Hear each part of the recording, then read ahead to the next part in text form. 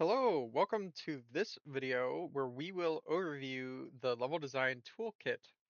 We will briefly go over all of the features and operations that can be found within the panel after successfully installing the plugin. I suppose first off, we should maybe briefly go over how you would install a plugin in Blender. Then we'll just move in an order that makes sense to me throughout the panel. I can't guarantee I will go top to bottom. I'd like to, but some things just make sense to introduce sooner than later.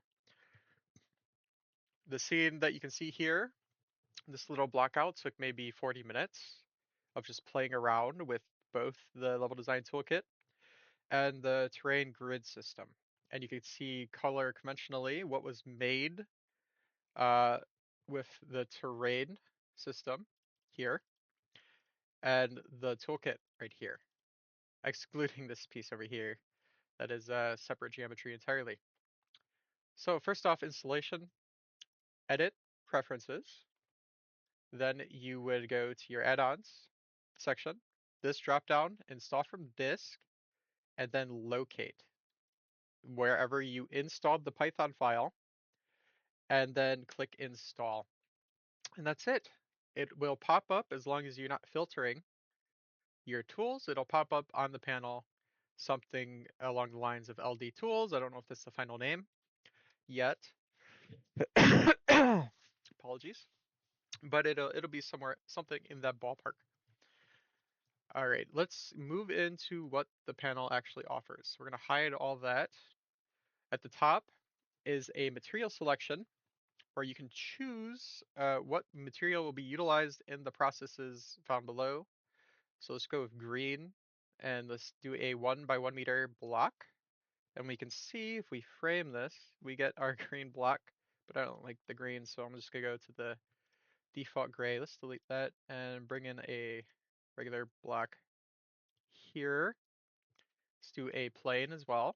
So we can see the first two operators, two features, is to quickly spawn in, I would say primitive geometry. Not anything revolutionary, but what it is that I prefer, uh, what it has over your regular GO would be the placement of the origin point. If I spawn a regular cube, it defaults with a center origin point, which I hate. I hate dealing with that. Um, I much prefer it with a corner on the axis. Uh, Speaking of the point of origin for these pivot points for these objects, the next panel will be the alignment features. You can see this one is offset from the origin. So quick caveat.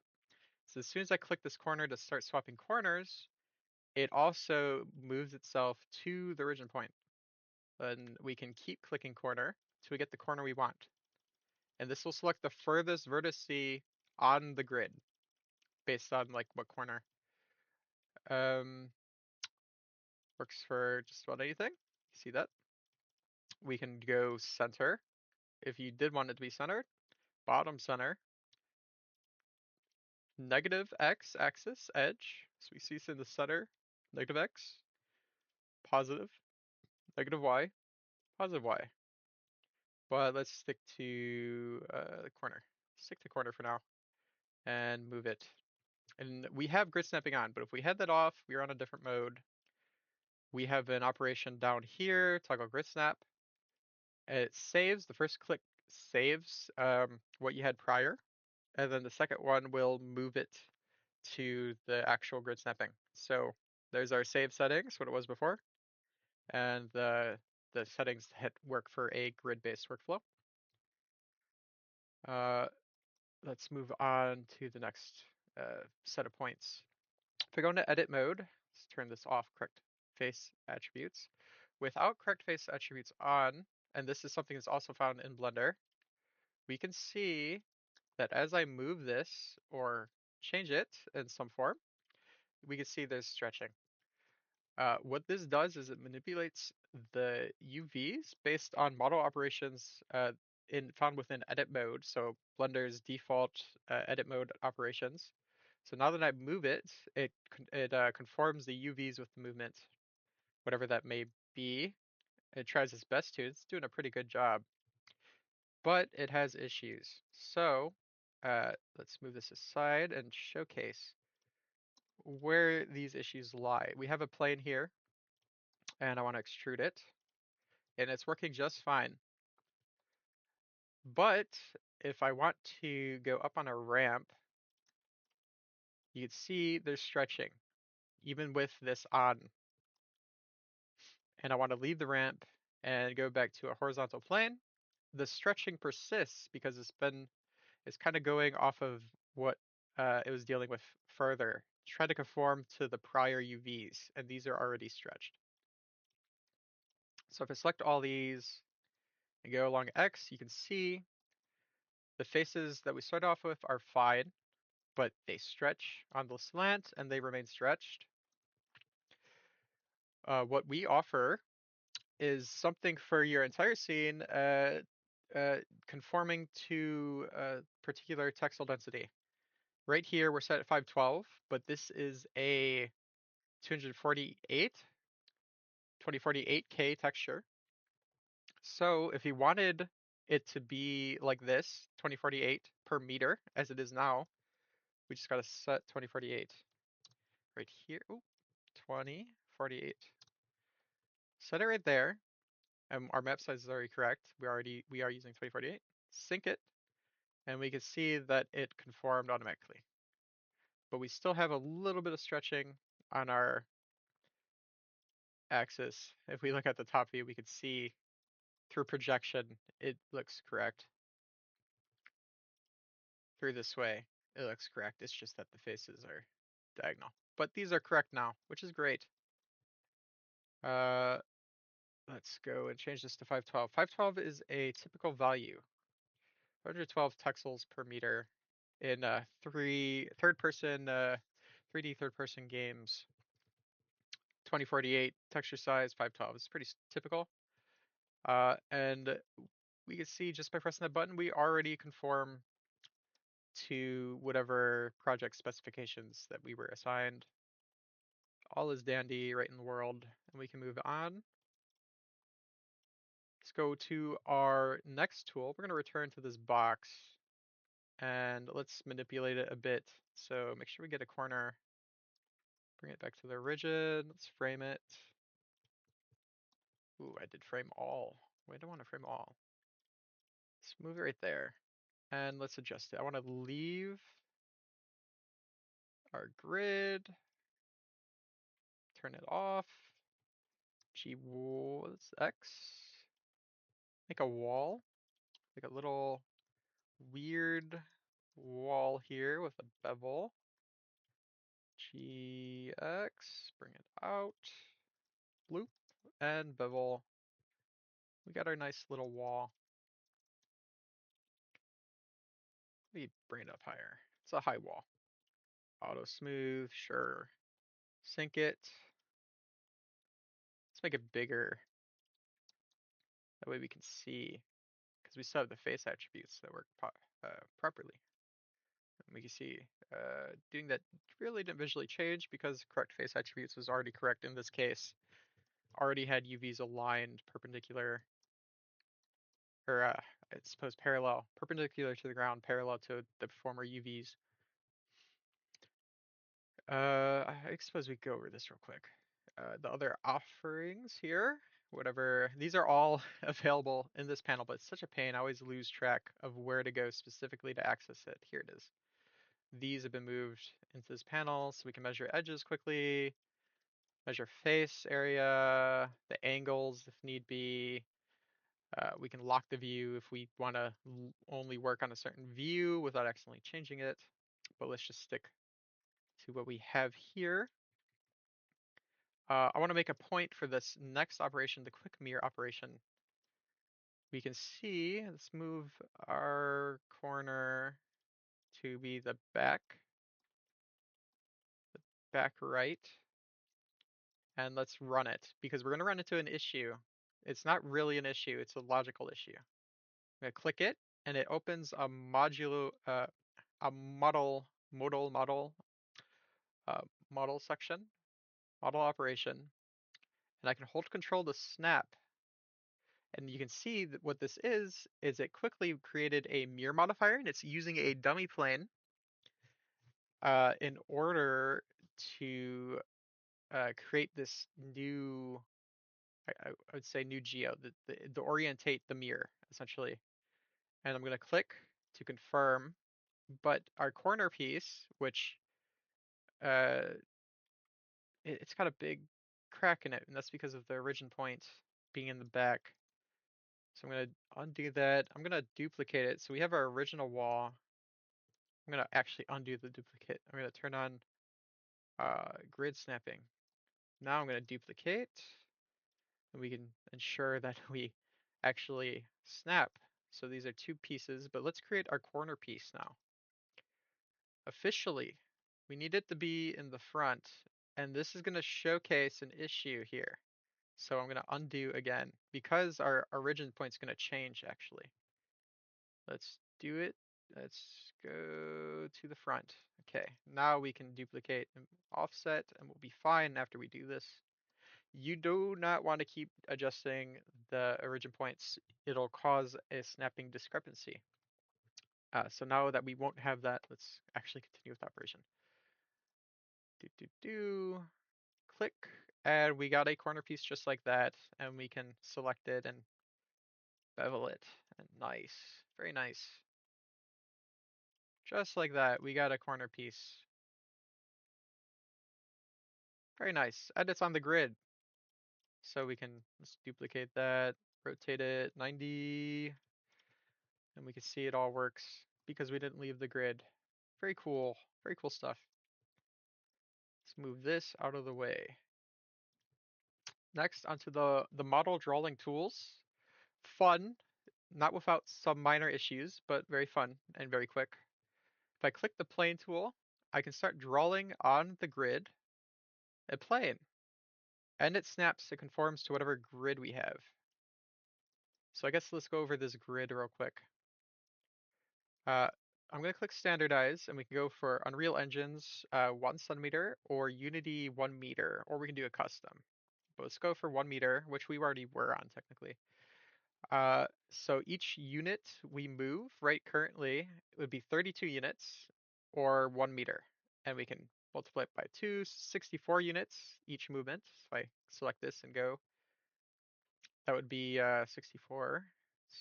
Do, do. Let's go 4 units. And it doesn't look like it is right now because if you remember correctly from earlier, we synced our textile density to be 512. But let's go back to 2048. Oops, 2048. Let's see here. And sync that. And there you go. Now let's move it. And that's 4. Just as it says here, 128 units or 4 meters. 1. And we see we get 1, we move 1 meter per. Everything is conforming as we would expect. So we got a plane here, and we could draw a few more planes if we want. Right on the grid, it adjusts to whatever grid we have currently set in that panel.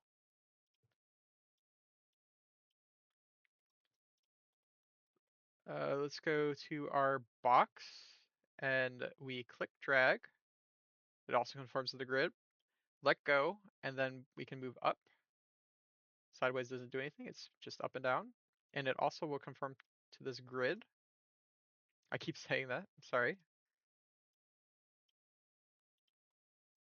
The unique thing about this is it kind of reads the geo underneath. So I can click right here on this corner and instantly start building out on top of pre-existing geo.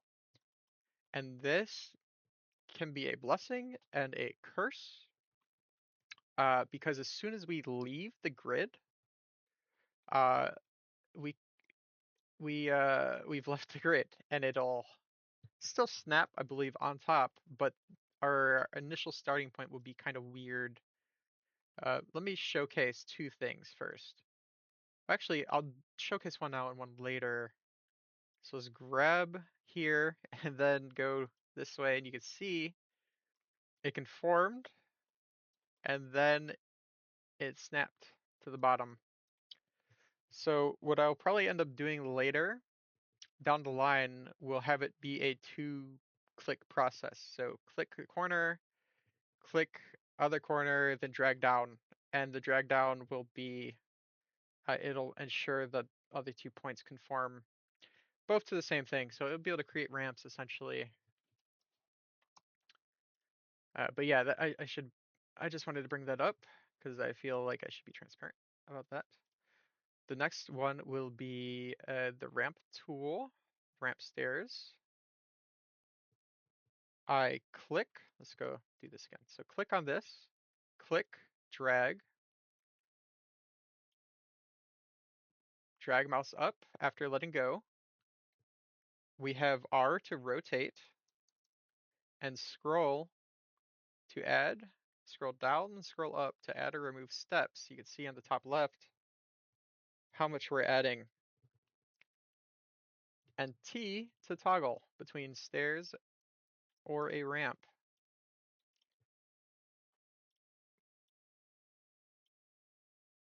Right there. Well, we don't even need to scroll. I wanted to do a ramp. Oh no, I did up. Let's try again. One up by one.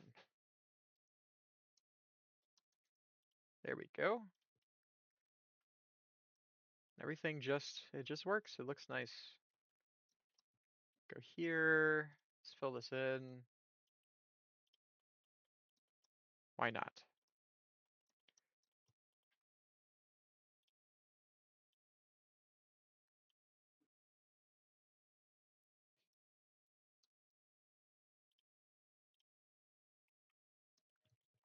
Okay, where are we next? We got cylinders. I'm gonna do it right in the,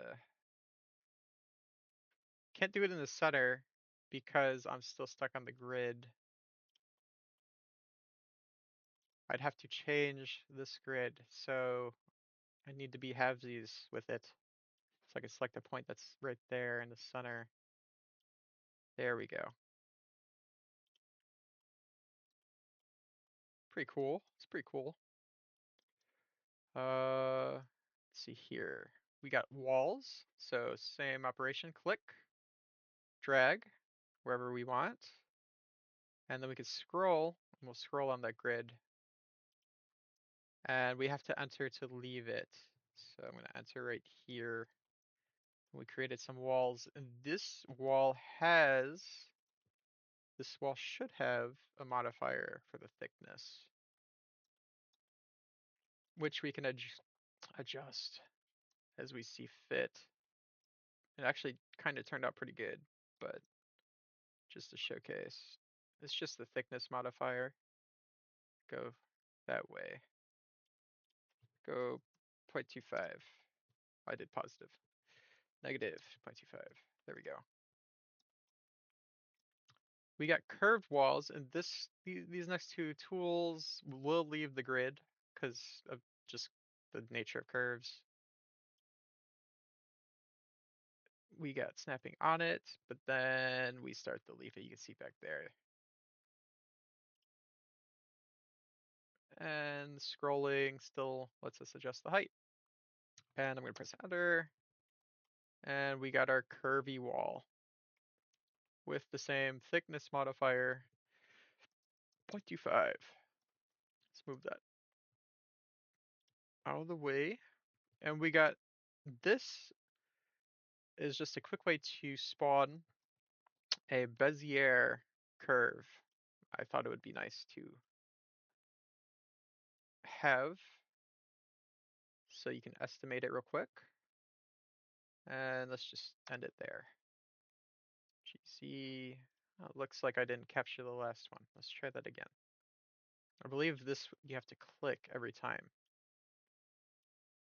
So yeah, I didn't click there, and now I can press enter. Yeah, so that one needs an extra click. But we can have quick curvy roads. Oh, and I forgot to showcase. Let's do that again. Click, click, scroll for the width. There we go. So we got a way to quickly make curvy roads, and we can just convert that to an actual mesh and start working on it however we see fit.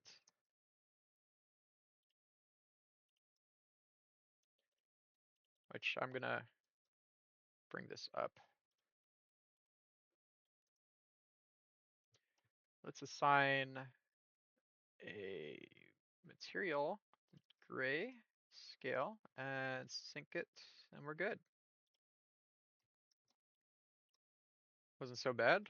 Synced right up. Obviously, it's floating, but through traditional modeling, we can manipulate this however we need. Moving on, away from our primitives and our building tools, let's go back into our original scene. Bring all this stuff back. Actually, I'm gonna bring this stuff back and talk about the blessing and the curse part here. Is that since it's reading geo underneath, if I drag, it's going based off of that first vertice. So you can see it's floating because it chose this area, kind of averaged it out. The closest vertice on the grid, it chose to be the base.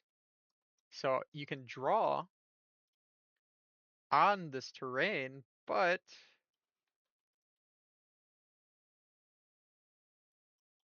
that's fine because they're both relatively flat. But if I choose something below, you can see that issue I brought up earlier. It doesn't seem like it is conforming too well. So it's just something to be aware of. You will have skewing if it's too crazy. It's too crazy. Can't do that.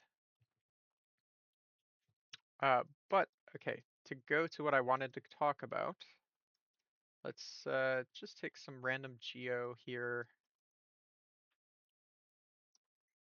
Let's make a block actually. I want it to be clean. I want a clean showcase.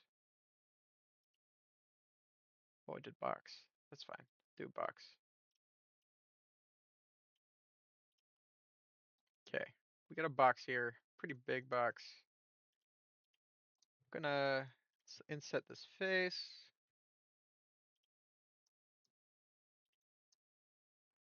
Make a like a window. Like we're making a window right now. I want to cover the model arch tool.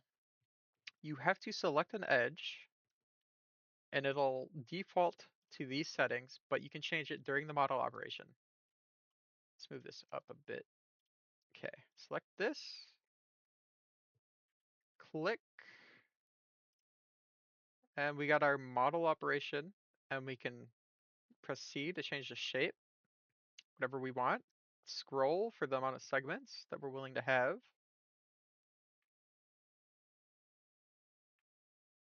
Very good for Windows. I did like that one. I want that. It wasn't the Gothic, the Lancet. I like that. Just scrolling to get a good resolution, and I click, and then let's just extrude inward, and we can see our UVs kind of got scuffed up. So I'm gonna resync it, and look at that. We already got something that we can work with. Let's do that again. Let's do that again.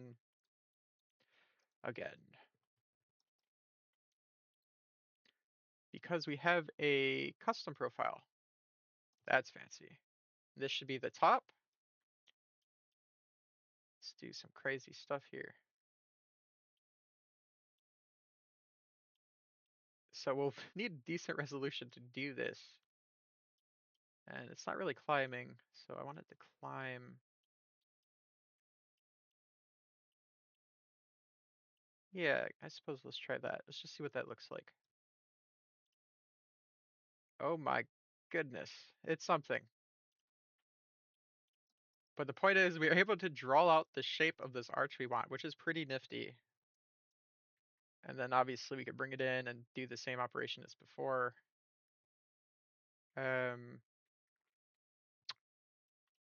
Sync it. And let's put some supporting edges.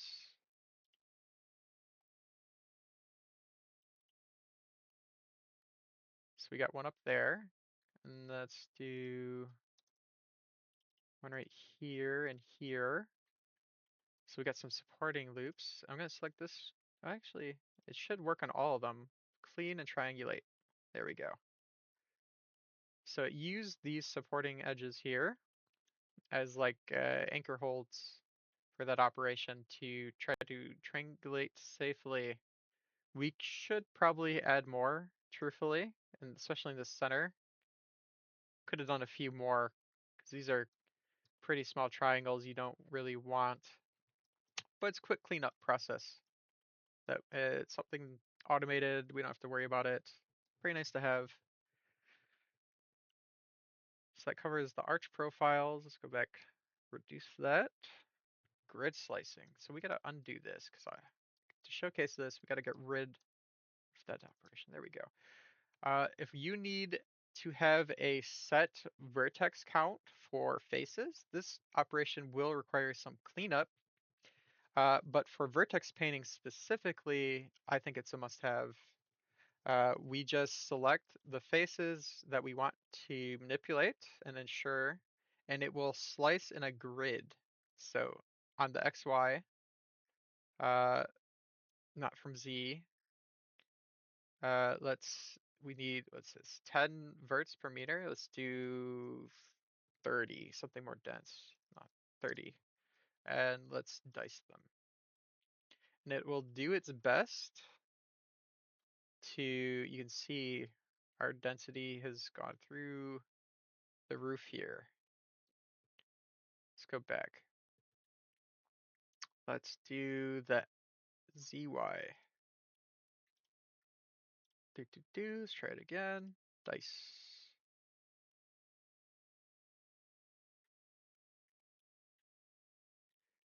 And a bit too dense, very much too dense, but you can see we now have a crazy amount of verts diced right onto the geo for vertex painting. Probably a bit too much. I don't want too much. Let's do 10. Now, 1 vert per meter. 1 vert per meter. That's a lot more, that's something more game friendly. And I think that's what people are expecting, 1 vert per meter. It will need some cleanup, but you can see it's been diced right into the geo. It aligns perfectly with our 1 vert faces. You can see that. Really good. With minor cleanup, we have a face ready for vertex painting. Fit to specification if we need 1 vert per meter on this face, on this asset, in order for painting operations. Let's see here. What else can we cover? The modular kits, exporting, and I think that'll be it. We just have the modular kits to cover. And that's actually nothing too bad. I did have a something set aside. If I could find it. Let's see here. There's a lot of stuff hidden. Master objects, I believe. You are the thing I'm looking for. Frame selected. There you are. Yes. Okay. So this is an master object. It's sort of like a windowsill. It's a window that I made quickly, pretty quick, by 1 meter. So if I can find a face, I kind of have one sort of set up here. We actually made a bunch of faces here that are 1 meter, and we can utilize that pretty quickly. So let's do that. That would make more sense. But we'll go back to that other area because it's not actually 1 and I want to showcase. Uh, so this was a new kit piece created um, from an older selection.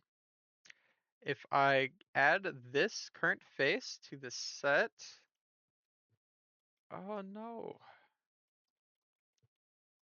It looks like this operation, let's see here, I gotta select it. Where did it go? A, frame selected.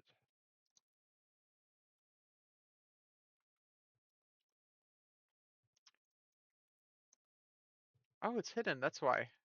That scared me. It is massive. I don't think that was actually 1 meter. Oh no, that was I forgot I made this earlier. And this is 512. 512 by 512 textile density. So that is like times 8, I believe. There's a lot of faces. Okay, let's go back.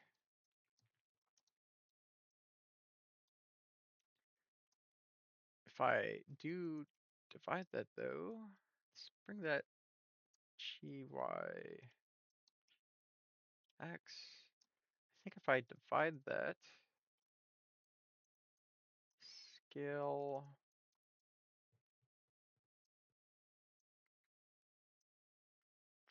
4.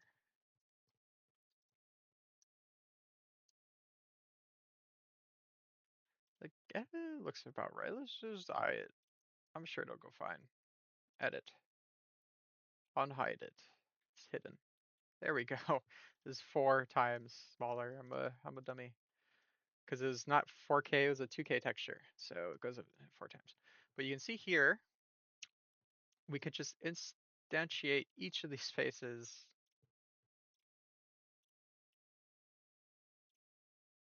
to start using that, which I think is pretty nifty. And if we were creating a full scene in Blender and we wanted to bring it into the engine, we would export the transforms and find it in the text block right here. And it'll tell us where we would have to place these kit pieces as they are named when you instantiate them in the engine in order to recreate whatever it is you have made within Blender. It gives the transforms, so the location, rotation, and scale.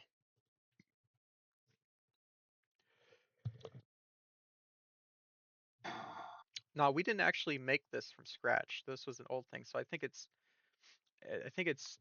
would be good of me to actually do that and not just kind of throw you guys off. So create kit from selection. Okay, we got a new kit piece. Let's just name this um, window B. Okay, let's rename that window B. I guess naming is kind of important, isn't it? Let's go back.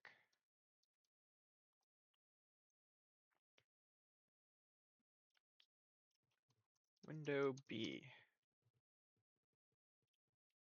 Okay. So what that operation did is it created a master source at the scene's origin point, 0, 0. And we have our sources here, window B master. So you see it's over there. It's not really hidden. But what it is it instantiated it. These are linked instances of each other. So if I edit this, do some crazy operation, IE, you can see that's what happened here. So we were able to identify that pretty quickly. GX, bring that in, and you can do whatever operation you deem fit.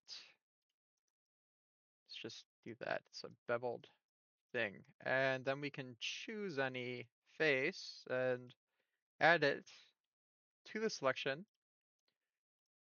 And there we go.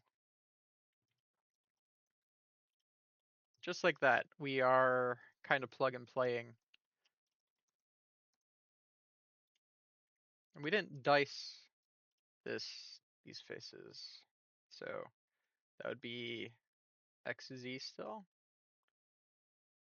XZ dice and plug it and plug that. Yeah, I think you guys can see the power of that, I hope. Be able to block out buildings pretty quickly using pretty much modular set sizes of like windows, doors, whatever. And since the source is already at the world origin point, this is all you really need to export, and then just look at the transform values.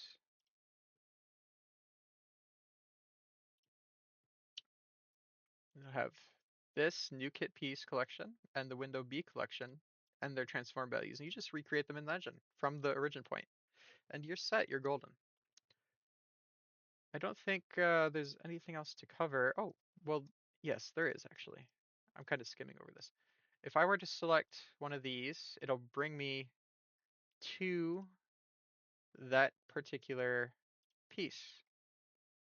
That's the first operation. It frames it and brings it into mode, so you can start tweaking right away. The second operation is to rotate in case something went wrong with the plug. So it'll rotate, try to rotate it in place. I'm not sure why. There we go. Okay, I had the wrong thing selected, I guess. Rotate it about X, about Z, and about Y. And then mirroring along axis. And deleting. I'm not sure which one I deleted. I deleted the wrong one. Oh, not deleting. Yes. Okay. It's removing it from the. It's creating its own unique. It's leaving the collection. It is its own thing. It is no longer being tracked. That's what that does. And I believe I can make. If I want to quickly create a variant, let's go here. This one. Okay. I want to create a variant of this. New variant. Window C. And it'll quickly create this. It's got its own master source. Uh, and we could just instantly start messing with this. It is its own thing. And let's just say delete. And let's put on that. No snapping. Get rid of the snapping. This is like a broken window. It's kind of scuffed. It's its own variant. So you can quickly create variants too. Uh, Things to look forward to in the future of this plugin would be um, improvements to the model operations.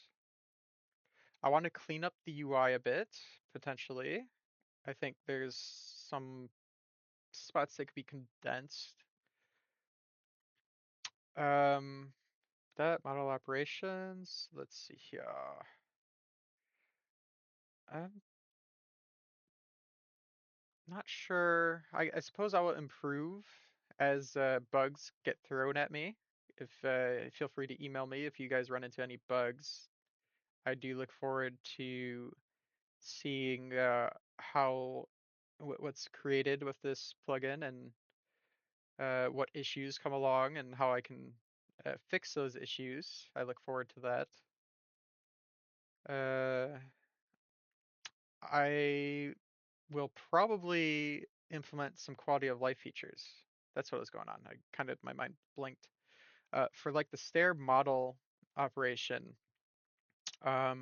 it's very typical for games to have to conform to like a certain steps per like distance risen, and you just have to manually currently keep track of what steps you're using. But I would like to have like a preset settings off panel essentially. That way when you do the model operation, you can essentially just press P and it'll conform to whatever your game or scene standards are.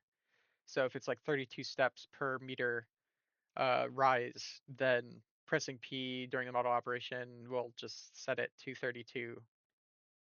That way you don't have to think and scroll to get your exact number needed every time. I think stuff like that would be pretty good to have. Um, I'm not sure what else. I suppose I'll just have to think about it. But that's what I have off the top of my head. All right, I hope this video was informative. and you have a better overall understanding of how to take full advantage of what this plugin offers. Have a wonderful day.